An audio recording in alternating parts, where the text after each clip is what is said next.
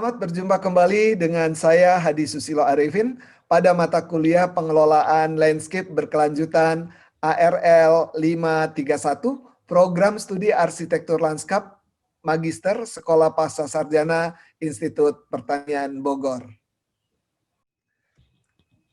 Mahasiswa yang saya cintai, pada minggu pertama saya akan menyampaikan definisi dan terminologi tentang lanskap, arsitektur lanskap, dan pengelolaan lanskap berkelanjutan. Pada mata kuliah ini, kami memberikannya secara tim yang terdiri saya sendiri sebagai koordinator, dan anggota tim teaching adalah Dr. Aris Munandar, Dr. Kaswanto. Terkait dengan definisi lanskap, apa sebenarnya lanskap?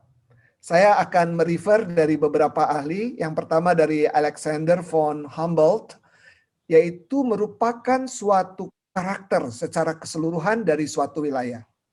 Jadi kita bicara lanskap, bicara ruang luar dengan segala ciri-cirinya, baik ciri biologi, ciri fisik, ciri sosial, dan ciri-ciri dari kegiatan kultur manusianya itu sendiri. Berdasarkan Nave, lanskap adalah suatu totalitas. Hal-hal yang berkaitan dengan fisik, ekologis, maupun geografis secara keseluruhan dan terintegrasi antara yang mencakup hal-hal alami dan juga manusia melalui suatu pola dan proses-proses yang berjalan di muka bumi. Sementara itu dari Forman dan Godron, lanskap merupakan suatu komposisi yang ada di muka bumi secara heterogen, di mana membentuk suatu klaster dari suatu ekosistem yang berinteraksi satu sama lain melalui bentuk-bentuk yang terulang di dalam suatu bentang alam ini. Oleh karena itu, objek dari lanskap bisa dalam bentuk alami, bisa dalam bentuk buatan manusia. Sedangkan skalanya bisa dari micro scale, skala yang paling kecil mulai dari pekarangan, kemudian skala meso, perdesaan, perbatasan desa kota sampai perkotaan, atau skala makro, skala yang paling besar, yaitu pada kawasan suatu wilayah atau regional. Mahasiswa yang saya cintai, sekarang mari kita bahas apa itu arsitektur lanskap. Arsitektur lanskap merupakan seni dan ilmu dalam penataan dan pengubahan pemandangan alam di atas suatu luasan lahan untuk memperoleh efek keindahan dan fungsi kegunaan yang sesuai dengan yang diinginkan. Jadi jelas di sini merupakan suatu kombinasi art and science. Keduanya akan terkomposisikan dalam keilmuan ini secara seimbang. Karena itu kita juga bisa melihat bagaimana filosofi yin and yang. Di muka bumi ini selalu ada dua hal yang berlawanan, tapi keduanya akan saling komplementer. Begitu juga di dalam keilmuan arsitektur lanskap. Juga ada seni. Nah, karena itu ketika kita menata keindahan dan fungsi kegunaan yang sesuai dengan yang diinginkan, sesungguhnya tidak hanya untuk kebutuhan manusia, tapi untuk kebutuhan semua makhluk hidup yang ada di dalamnya. Di atas muka bumi, manusia, hewan, satwa, ternak, ataupun tumbuh-tumbuhan, tanaman, sampai dengan mikroorganisme.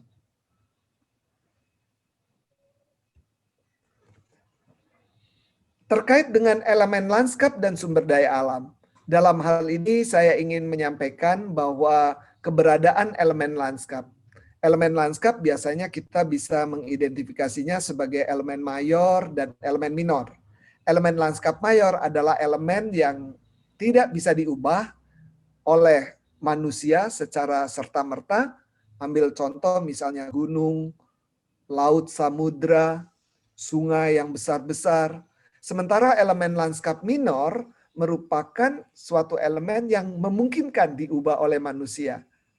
Misalnya saja bukit, kanal-kanal, lahan pertanian, dan sebagainya.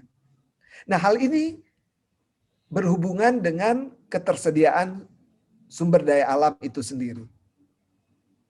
Oleh karena itu, pada awal mata kuliah ini, saya ingin juga menyinggung tentang apa itu sumber daya atau resources. Apa itu sumber daya alam, natural resources. Terkait dengan sumber daya sendiri, memiliki makna suatu ketersediaan berdasarkan hasil penilaian terhadap sumber persediaan baik cadangan maupun yang baru. Nanti akan saya jelaskan pada slide berikutnya. Sumber daya alam yang biasa kita sebut dengan natural resources merupakan keadaan lingkungan alam, natural environment, yang mempunyai nilai untuk memenuhi kebutuhan manusia. Karena itu, di sini ada elemen atau unsur lingkungan alam, baik yang disebut dengan fisik maupun hayati atau biofisik, yang diperlukan oleh manusia untuk memenuhi kebutuhannya dan meningkatkan kesejahteraannya. Nah, sumber daya alam ini juga bisa dibagi berdasarkan sifatnya. Ada yang kita sebut dengan sumber daya fisik, yaitu tata tanah, tata air, dan tata udara. Tata udara ini mencakup dalam hal unsur-unsur iklim.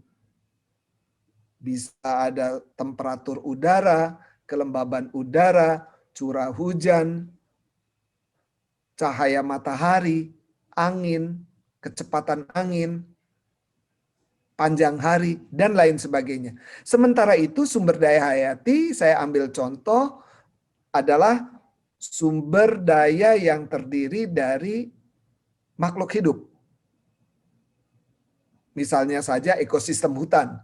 Ada pepohonan, di dalamnya juga ada satwa, dan sebagainya. Padang rumput, tanaman pertanian, area pekebunan, hutan mangrove, marga satwa itu sendiri, populasi ikan, baik yang ada di perairan darat maupun di perairan laut, dan lain sebagainya. Sementara itu, apabila kita lihat sumber daya alam berdasarkan habitat, maka kita kenal dengan sumber daya alam darat atau terrestrial ecosystem, dan sumber daya perairan atau aquatic ecosystem. Jadi jelas di sini pada ekosistem daratan, maka di situ terdapat sumber daya alam yang sangat beragam. Sebaliknya, begitu pula pada ekosistem perairan.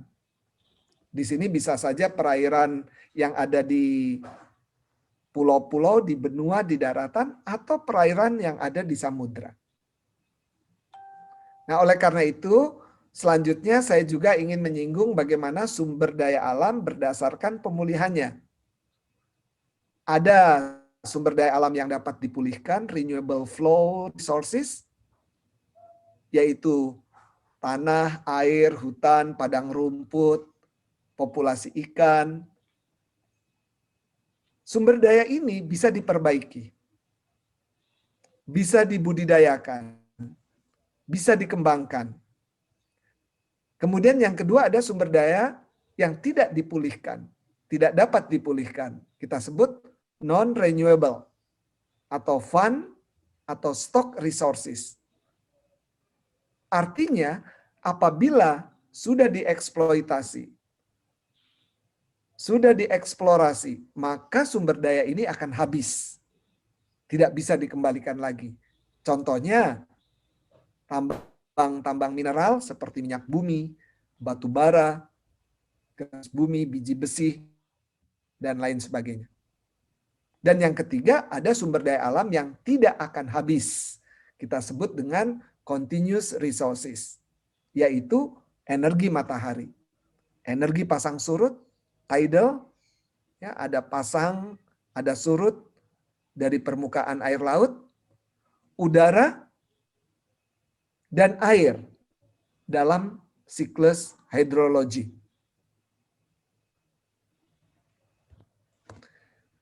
Nah, mari kita sampai pada pengertian pengelolaan. Atau dalam bahasa Inggris kita sebut dengan manajemen. Nah, pengelolaan bisa disebut manajemen, administration, atau maintenance. Kita lihat dari perspektif di mana kata itu digunakan.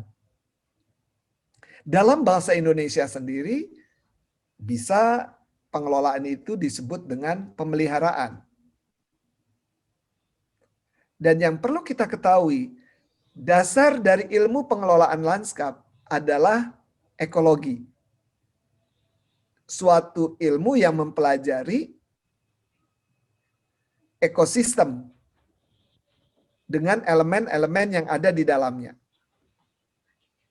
Ekosistem sebagai benda yang tidak hidup, terdiri dari fisik,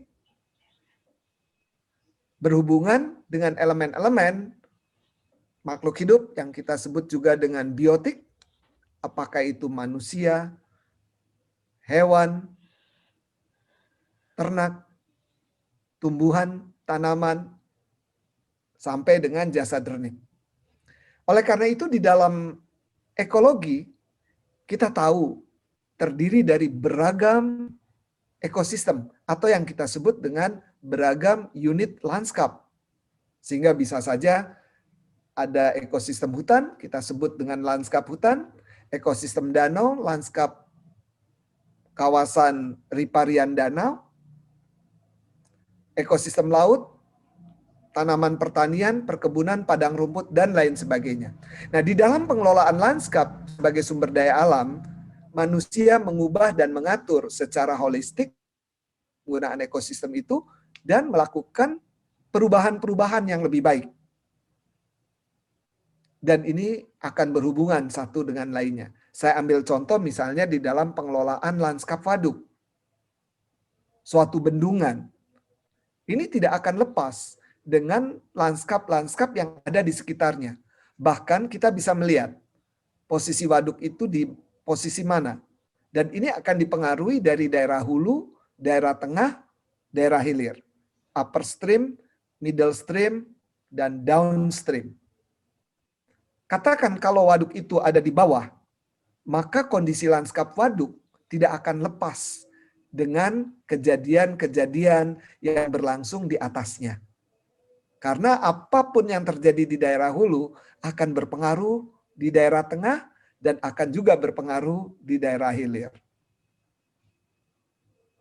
Karena itu ketika kita bicara pengelolaan lanskap berkelanjutan, maka di sini terlihat usaha manusia dalam mengubah, mengatur, dan menata ekosistem atau lanskap agar manusia memperoleh manfaat yang maksimal dengan mengusahakan kontinuitas produksinya, keberadaannya, yang jelas akan dipengaruhi oleh faktor-faktor ruang, waktu, dan energi.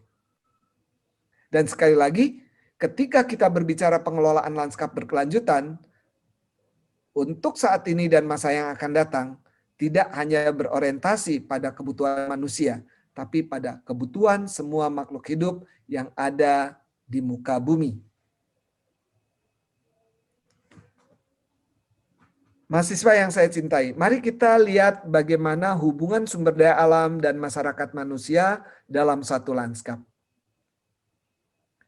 Dari box biru, di dalamnya ada elemen-elemen dari suatu lanskap. Di sebelah kiri kita melihat ada sumber daya alam. Di sebelah kanan kita melihat ada komunitas manusia. Di antaranya terjadi interaksi satu sama lain. Sumber daya alam dieksplorasi dari bahan mentah, diolah menjadi suatu produksi, kemudian dimanfaatkan sebagai konsumsi oleh manusia. Begitu juga sumber daya alam melalui proses ada pemanfaatan untuk rekreasi, untuk wisata yang juga dimanfaatkan oleh manusia. Dan di dalam proses itu ketika ada produksi, maka di situ ada input tenaga kerja. Input tenaga kerja juga bisa dilakukan untuk mengeksploitasi bahan-bahan mentah dari sumber daya alam. Nah, sebaliknya, ketika manusia memiliki buangan, kita sebut polutan atau bahan-bahan sisa, maka melalui suatu riset, melalui suatu proses, bisa melalui kegiatan-kegiatan rehabilitasi, konservasi, pembinaan, dia akan kembali ke alam. Dan semua di alam ini ada suatu proses keseimbangan melalui daur ulang atau recycling system. Mari kita lihat bagaimana kaitan pengelolaan lingkungan dan pengelolaan lanskap. Ketika saya bicara lingkungan, dalam hal ini juga mempunyai arti yang sama dengan lanskap.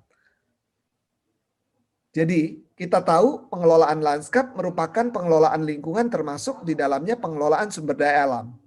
Nah, lingkungan hidup itu sendiri terdiri dari lingkungan tanah, lingkungan air, dan lingkungan udara. Yang kita sebut sebagai sumber daya fisik. Dan ini yang perlu kita lestarikan. Oleh karena itu, di sini ada sistem lingkungan tanah, bisa dilakukan dengan rehabilitasi, pengawetan, perencanaan, pendayagunaan tanah yang optimum. Begitu juga untuk sistem lingkungan air dan lingkungan udara. Untuk pembersihan dari pencemaran, atau kita lakukan pencegahan-pencegahan. Dan ini termasuk kajian-kajian atau aspek-aspek di dalam pengelolaan lanskap. Jika tidak dilakukan, maka kualitas lingkungan, apakah itu sumber daya tanah, sumber daya air, dan sumber daya udara, kualitas lanskap menjadi mundur. Dan manusia tidak akan dapat memanfaatkannya lagi. Mahasiswa yang saya cintai, mari berikutnya kita akan melihat bagaimana masalah pengelolaan lanskap timbul. Yang pertama, akibat keterbelakangan pembangunan, yaitu misalnya kurangnya ketersediaan permukiman yang standar, kelangkaan ketersediaan air bersih dan air minum, meluasnya area kumuh, rendahnya prasarana dan sarana, dan ini biasanya terjadi pada lingkungan perkotaan.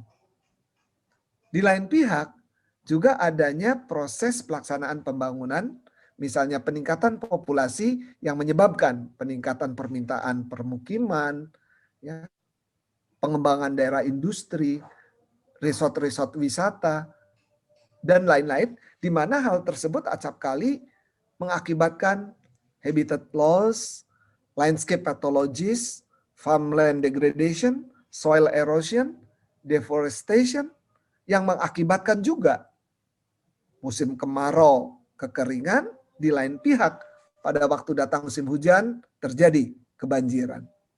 Begitu juga selanjutnya terjadi desertification, salinization, dan dampak-dampak lainnya akibat proses pembangunan. Nah, karena itu kita juga ingin melihat ciri pengelolaan lanskap yang berkelanjutan biasanya dilakukan suatu penghematan energi, penghematan lahan, dan penghematan bahan. Di sini sebagai ciri pembangunan yang kita sebut dengan green concept. Nah, di lain pihak juga supaya bisa berkelanjutan, kita juga bagaimana menurunkan kadar pencemaran lingkungan atau bahkan meniadakan pencemaran lingkungan. Karena itu hal ini bisa menjamin kelangsungan serta kelestarian untuk kepentingan generasi sekarang dan yang akan datang. Dan pengelolaan landscape berkelanjutan, kita fokus pada hal-hal yang serupa yang saya kemukakan tadi. Untuk itu saya juga ingin mencoba menyinggung tentang pembangunan berkelanjutan. Nah, sebenarnya istilah pembangunan berkelanjutan atau sustainable development itu dimulai di pertengahan 1980-an Pada tahun 92 ada Earth Summit di Rio de Janeiro, kemudian 93 dilanjutkan dengan AIA Convention tentang Sustainable Development. Kemudian di sini disampaikan bagaimana cara untuk mengembalikan atau mencegah menurunnya kondisi lingkungan yang disebabkan adanya pembangunan di abad industri. Sementara di Indonesia sendiri, sebenarnya keterkaitan pembangunan berkelanjutan yang kita sebut yang berwawasan lingkungan untuk mencapai suatu pelestarian fungsi lingkungan itu juga sudah tercantum di dalam garis besar haluan negara pada tahun 1993. Di mana penggalian sumber daya alam agar tidak merusak tata lingkungan. Dan dalam pelaksanaan pembangunan, sumber daya alam harus digunakan secara rasional. Nah, kita juga tahu bahwa untuk mencapai suatu pembangunan berkelanjutan terdiri dari 3 pilar yang harus terjadi keseimbangan dan keberlanjutan. Yang pertama, yang diusung di atas adalah pilar sosiokultural, di mana manusianya sendiri harus tercapai berkelanjutan, didukung oleh pilar ekologi dan pilar ekonomi. Sehingga ketika kita berbicara pembangunan berkelanjutan, ketiga pilar ini harus tegak mengusung pembangunan itu sendiri. Sekali lagi, sosiokultural, ekologi, dan ekonomi. Nah, pemahaman dari keberlanjutan yang juga bisa memiliki arti kelestarian, keberlangsungan yang terus-menerus, dalam bahasa Inggris kita kenal dengan sustainable. Hal ini menerangkan suatu sistem yang tidak menghabiskan dan menguras sumber dayanya atau merusak lingkungannya, tetapi menggunakan teknologi untuk mengintegrasikan lingkungan dan proses-proses buatan manusia. Karena itu sering kita sebut terjadilah suatu sistem yang regeneratif. Sistem yang dapat ditimbulkan kembali berdasarkan proses-proses memperbaiki diri, memperbaharui diri sendiri atau self-renewing. Secara praktis aplikasi ini juga dilakukan terhadap sistem-sistem misalnya di land development, di mana di situ ada energy flow, water flow, agriculture, and land use. Terutama dalam hal-hal yang bisa diperbaiki, yang renewable. Maka ini adalah peluang untuk mendapatkan suatu keberlanjutan secara baik. Sementara untuk sumber daya yang habis pakai atau sebagai stok atau fund resources, maka kita perlu kehati-hatian, perlu secara wise, secara bijak bagaimana menggunakannya supaya berkelanjutan saat ini hingga masa-masa yang akan datang. Di sini saya ingin memperlihatkan bagaimana suatu pola degeneratif, pola yang tidak berkelanjutan. Karena itu kita lihat ya, alirannya dalam bentuk linear. Di sisi kiri ada sumber daya, kemudian menjadi input di dalam suatu proses terdapat output. Nah, output ini akan kembali ke udara, ke sumber daya air, ke lahan, atau ke buangan. Finish. Tidak akan berputar kembali. Mari kita lihat berikutnya. Di sini, ketika kita berbicara regenerative system, suatu rancangan di mana sistem yang bisa diregenerasikan kembali, pemahamannya adalah keberlanjutan. Di sini ada sumber daya di sebelah kiri, ada suatu proses, kemudian ada output, dimanfaatkan, dan akan dikembalikan lagi ke alam. Sehingga di dalam suatu sistem yang terregenerasi ini, dia akan dapat melakukan proses-proses pengembalian, proses-proses memperbaiki diri yang dilakukan oleh alam, ekosistem, maupun oleh manusia yang ada di dalamnya.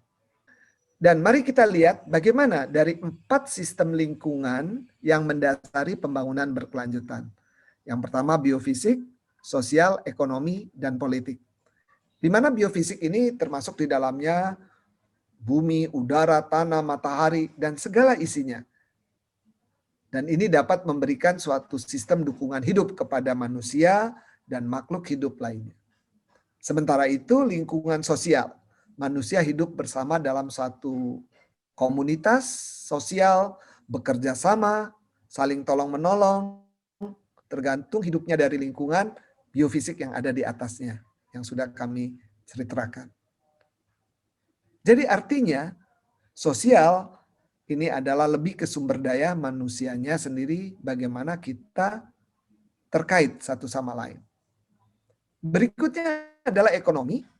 Hal ini menyediakan cara-cara untuk kehidupan, memberikan suatu kesempatan pekerjaan, memberikan ruang-ruang di mana manusia bisa mengekspresikan untuk mempertahankan hidupnya, dan lain sebagainya. Dan yang keempat tentang politik, ini memberikan jalan dan cara bagi kekuasaan sosial untuk menentukan kebijaksanaan dan keputusan tentang caranya sistem sosial dan ekonomi menggunakan lingkungan biofisiknya.